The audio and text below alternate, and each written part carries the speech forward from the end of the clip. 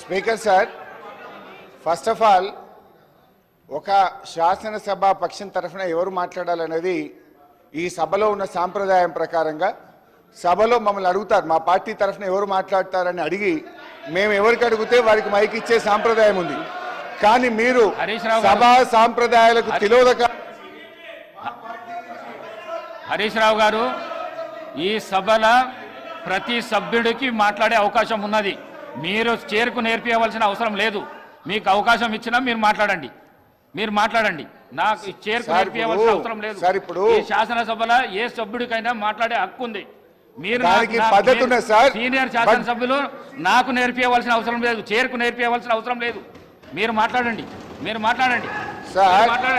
There is a procedure in this house. There are some rules in this house.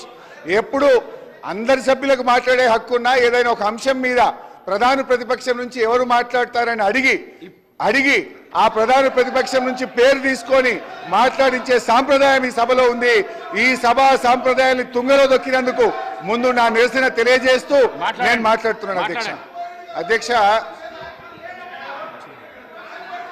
ఈ సభ కౌరవుల సభలాగా నడుస్తుంది అధ్యక్ష. But అంతిమంగా పాండవులే గెలుస్తారు, న్యాయమే గెలుస్తుంది, ధర్మమే నిలబడుతుంది.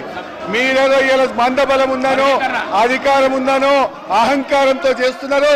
ప్రజలు అన్ని విషయాలు గమనిస్తున్నారు. తప్పకుండా మీకు తగిన గుణపాఠం చెప్పే రోజు ఉంటుంది, జాగ్రత్త. అధ్యక్ష, ఈరోజు రెండు అంశాలు అధ్యక్ష. ఎస్సీ వర్గీకరణ మీద భారత సర్వోన్నత న్యాయస్థానం ఇచ్చిన తీర్పును బీఆర్ఎస్ పార్టీ పక్షాన మా యొక్క హర్షాన్ని వ్యక్తం చేస్తూ ఉన్నాం, స్వాగతిస్తూ ఉన్నాం.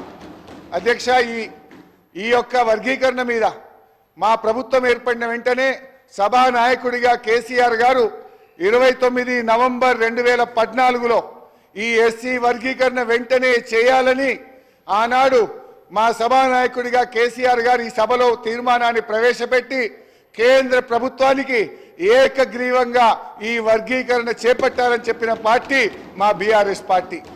తీర్మానం చేయడమే కాదు అధ్యక్ష, ఎస్సీ వర్గీకరణను వెంటనే చేపట్టాలని ఆ తీర్మానం కాపీని స్వయంగా కేసీఆర్ గారే తీసుకొని ఆనాటి ఉప ముఖ్యమంత్రిగా ఉన్న నాయకులను, దళిత నాయకులందరినీ వెంట పెట్టుకొని వెళ్ళి ప్రధానమంత్రి గారిని స్వయంగా కలిసి దీని వర్గీకరణ యొక్క ఇంపార్టెన్స్ ను ఆ రోజు కేసీఆర్ గారు ప్రధాని గారికి వివరించడం జరిగింది. ప్రధానమంత్రి గారు ఆ రోజు కూడా చాలా స్పష్టంగా ఇది న్యాయమైన డిమాండ్ అని, దీన్ని తప్పకుండా పరిష్కరిస్తామని ప్రధానమంత్రి గారు కూడా ఆ రోజు సానుకూలంగా స్పందించారు అధ్యక్ష. అయితే అధ్యక్ష, ఈ వర్గీకరణ పోరాటం చాలా సుదీర్ఘమైన పోరాటం. ఎన్నో త్యాగాలు జరిగినాయి. ఎంతో మంది వర్గీకరణ కోసం గతంలో ప్రాణాలు అర్పించిన సంగతి కూడా మనకు తెలుసు. ఇదే గాంధీ భవన్ దగ్గర పెట్రోల్ పోసుకొని ఆ రోజు కొంతమంది మాదిగలు ఆత్మాహుతికి పాల్పడితే అప్పటి ప్రభుత్వం కనీసం వాళ్ళని పట్టించుకున్న పాపాన కూడా పోలేదు. కానీ ఆ మాదిగలకు కేసీఆర్ గారు మా ప్రభుత్వం వచ్చిన వెంటనే వారందరికీ ఎక్స్గ్రేషియా ఇచ్చి ఆ కుటుంబాలను ఆదుకున్న పార్టీ బీఆర్ఎస్ పార్టీ, మా నాయకుడు కేసీఆర్ గారు అధ్యక్ష. ఆ రోజు కాంగ్రెస్ పార్టీ ద్రోహం చేసిందని, కాంగ్రెస్ పార్టీ వర్గీకరణ చేయడం లేదని మందకృష్ణ మాదిగ గారి నేతృత్వంలో గాంధీ భవన్ దగ్గర ఆ రోజు పెద్ద ఎత్తున మాదిగలు గాంధీ భవన్ ముట్టడికి వచ్చి పోరాటం చేసిన విషయాన్ని కూడా గుర్తు తెచ్చుకోవాలి.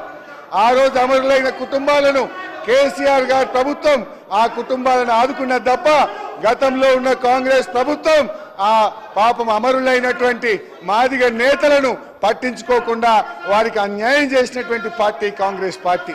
బట్ ఏది ఏమైనా ఈ సందర్భం చాలా సంతోషమైనటువంటి సందర్భం. దశాబ్దాల కళ నెరవేరినటువంటి రోజు.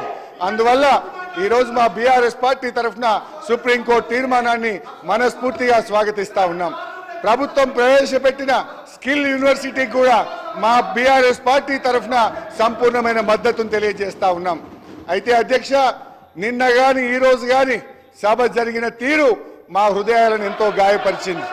మా మహిళల్ని శాసనసభ్యులు లక్ష్మణ్ కుమార్ అధ్యక్ష ధన్యవాదాలు అధ్యక్ష. అధ్యక్ష